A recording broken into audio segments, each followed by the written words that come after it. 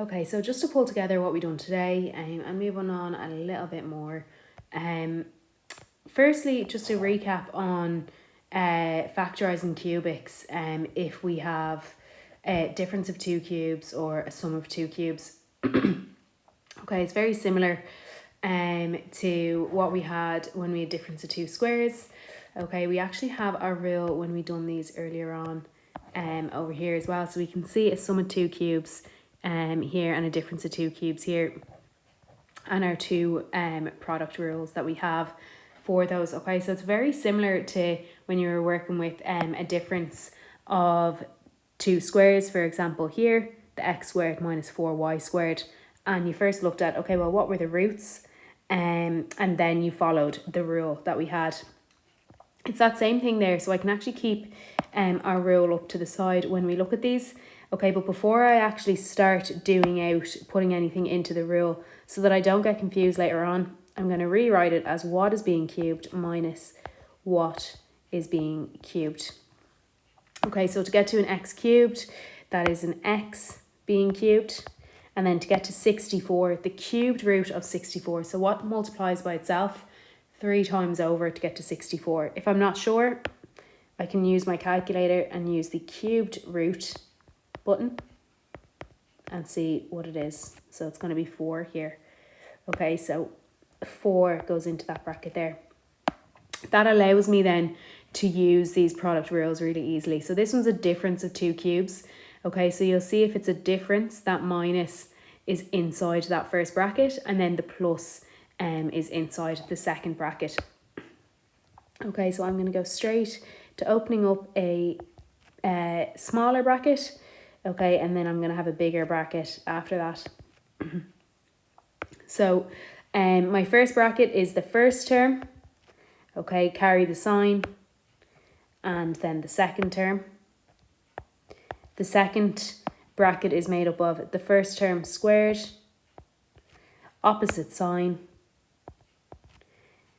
the first by the second, so 4x, okay, and then a plus. It's always a plus, no matter if that was a minus or a plus up there. That second sign in the second bracket is always a plus, and then the second one squared, so 16. Okay, let's look at it if it was a plus then. Okay, so exact same thing.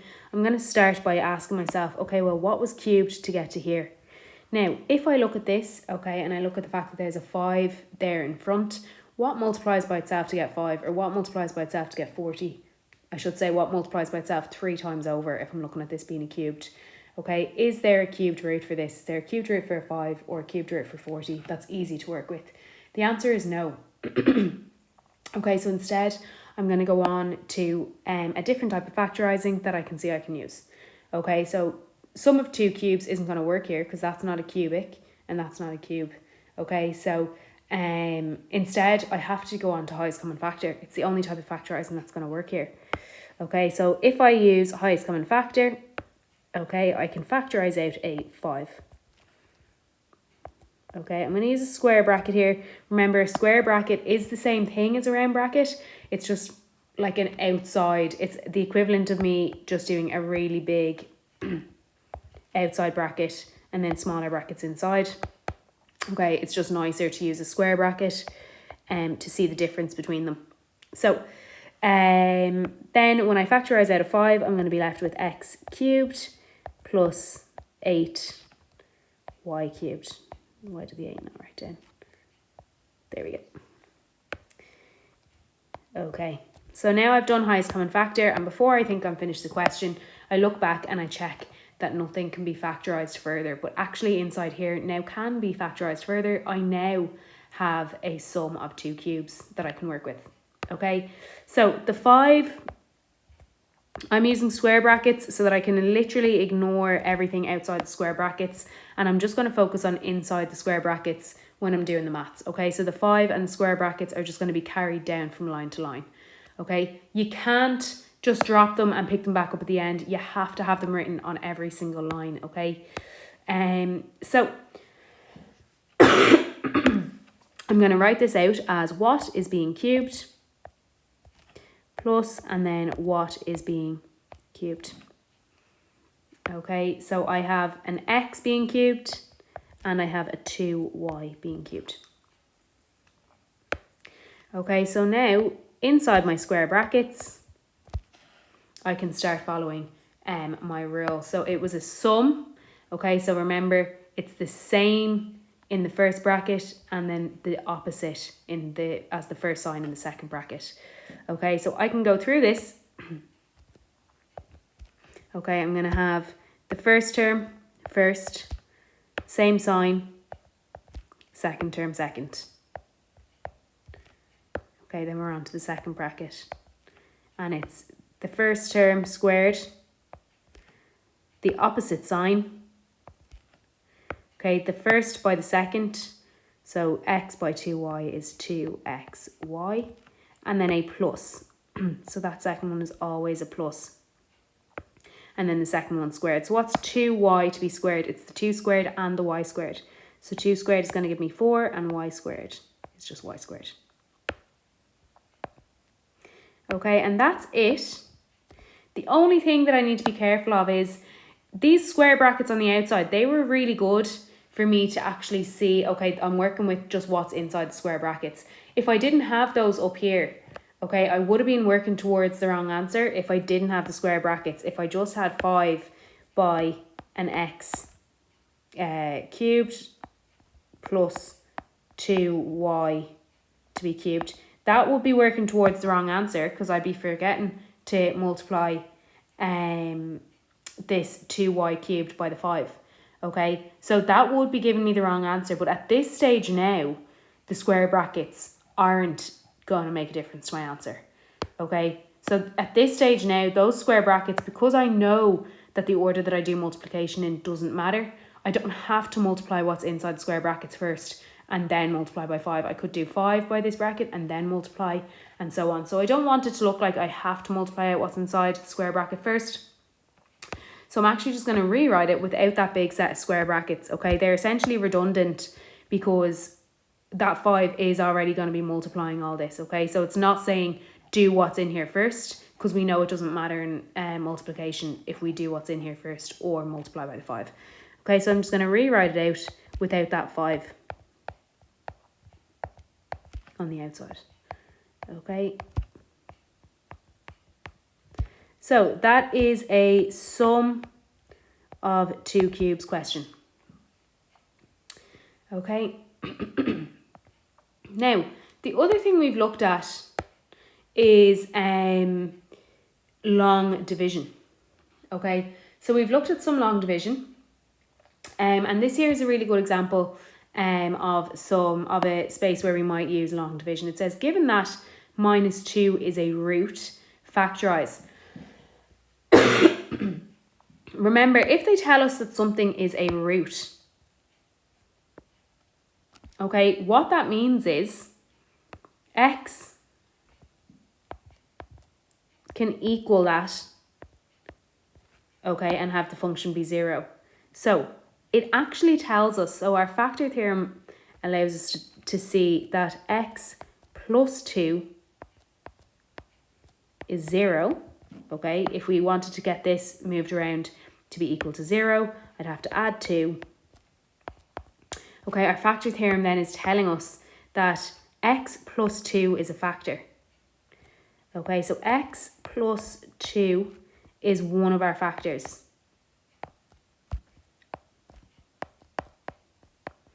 Okay, so they've actually helped us with this, okay, because they have told us one of the factors.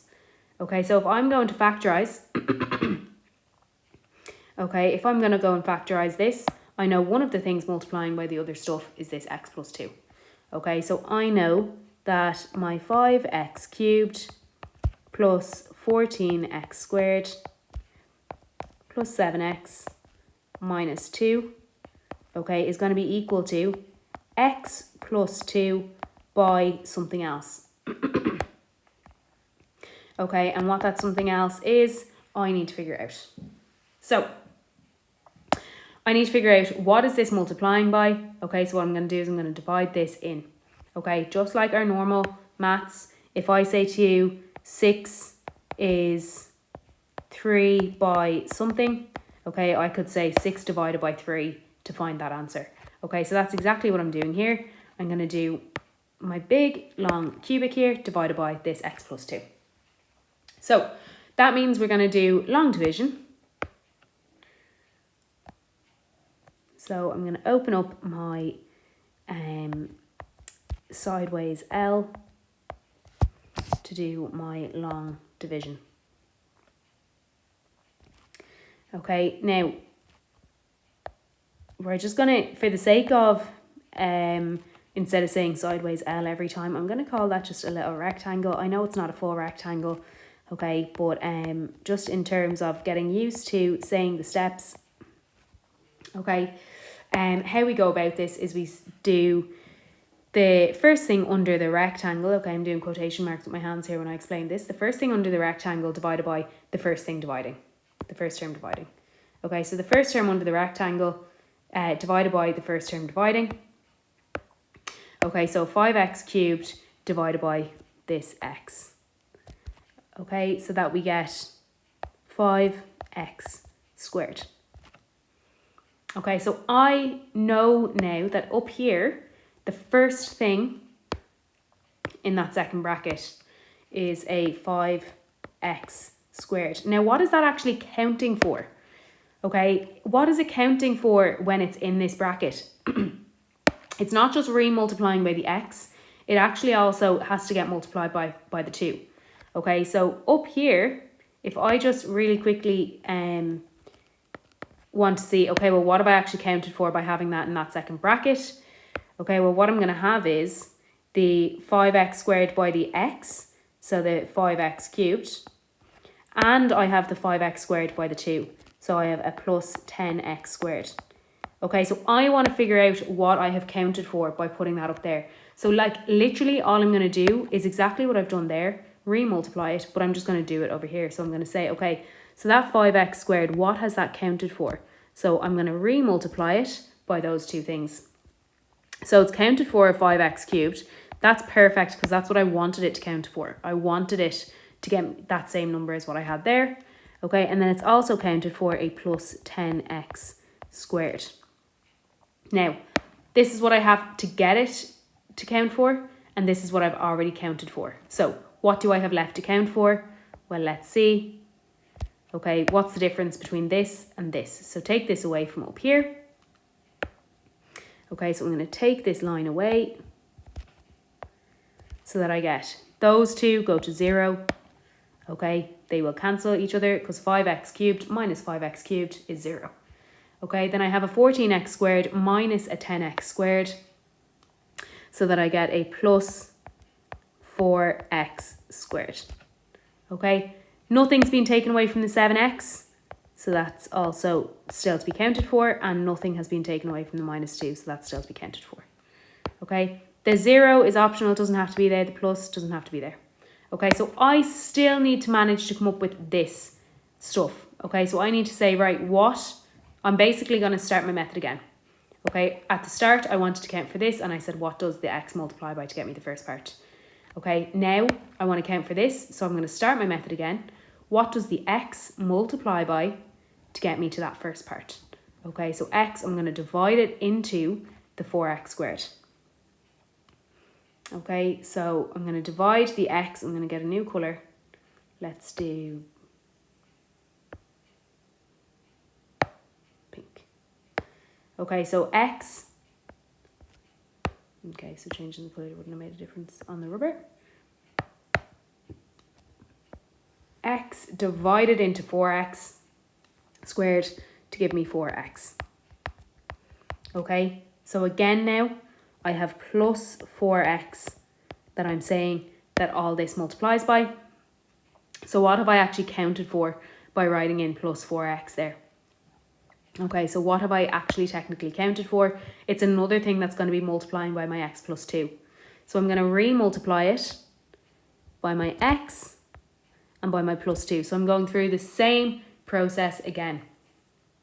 Okay, so re-multiplying it by these so that I get 4x squared. That's great. I wanted it to count exactly that.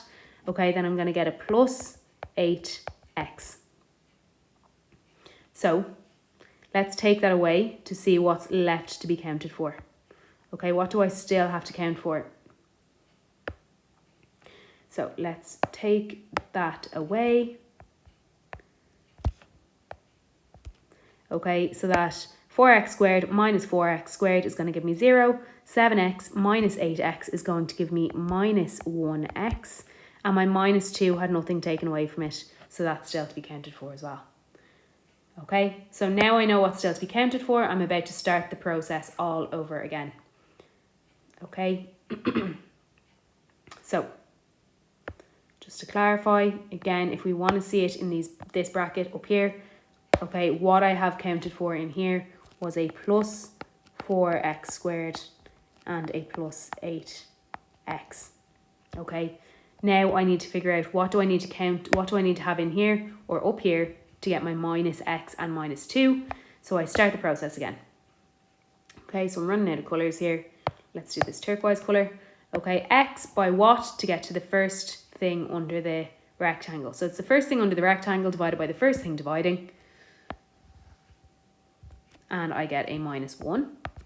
Okay, and then when I get that number, I re-multiply it to see what I have counted for. So that I get minus x and minus 2. Okay, I'm going to take them away from the line above. So I have minus x minus a minus x. Starting to get a bit confusing, but remember, minus x minus a minus, okay, that's actually a plus x. Okay, a minus times a minus is a plus, so it goes to 0. So they're cancelling. And likewise, a minus 2 minus a minus 2. So a minus 2 plus 2 is 0. So that's it finished because I have 0 remainder. So this is what had to be in that original bracket there. Okay, and minus 1. Okay, and if I have the minus 1 inside the brackets, again, that means up here I've counted for a minus x and a minus 2. Don't know what just happened.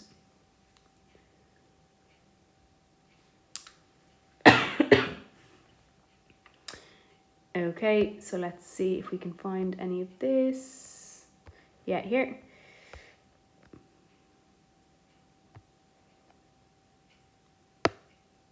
Okay, so a minus x and a minus 2. So that is what needs to have multiplied by the x plus 2 to get me to this. Okay, I can double check that by multiplying them out and actually getting this line. When I simplify that line, I'll get 5x cubed plus 14x squared plus 7x minus 2, which is what I wanted. That is not it fully factorised. Okay, remember, when we think we have something fully factorised, we always look at the two brackets and check, can we factorise either of them further? Okay, so this is what we have. So x plus 2, can that be factorised further? No.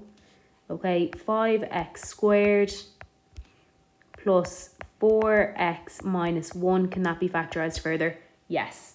Okay, so that can be factorised further. It's a quadratic. We know how to factorise a quadratic. Okay, so we need to factorise that quadratic there. Okay, so you can factorise that quadratic. Its leading coefficient is not 1, so it's not the quickest quadratic to factorise. Okay, but we can still do it. So when I'm factorising what's in here, remember the x plus 2, even though it's not changing, it still needs to be carried down onto every line. Okay. Then when we go to factorise here, we can use a few different methods. Okay, so you can multiply the first, the leading coefficient, so the first thing in front of the x squared, you can multiply that by the minus 1. And let's do it this way. Okay, so multiply it by the minus 1. Okay, and find things that are going to multiply to give me minus 5, but add to give me the plus 4 in the middle. Okay, so I will use 5 and minus 1. Okay, so I can rewrite that out as 4 terms, so 5x squared, and then instead of my plus 4x, I'm going to write it as plus 5x minus 1x, and then carry down my minus 1 from the end. Okay, so I can just replace out this plus 4x in the middle. And then it's really clear to see how to factorise it, because I can use my grouping method. So, excuse me. From this, if I take out my highest common factor, I'm going to take out a 5x and be left with x plus 1. Okay, and then second or last two there, I can take out a minus 1 and be left with x plus 1. Okay, so that means that my second two factors are the things that were outside the brackets in one bracket together. So my 5x and minus 1. And then my other factor was what was in common to both. So my x plus 1. Okay, so your answer could have any of these brackets rearranged with each other, but these three factors should be there, okay? And remember, when it's a cubic, okay, because it's a polynomial of degree 3, we're expecting 3 factors in there. So that is it, factorised. Okay, I'm going to do one more, but I have a feeling that this video is probably long enough. Okay, so I'm going to go on and do this factorising one, where we're not given one of the roots. Okay, so if you think you know how to factorise this one, then that's perfect. You can try this now before you go on to the next video, or if you're unsure, you can watch the next video now.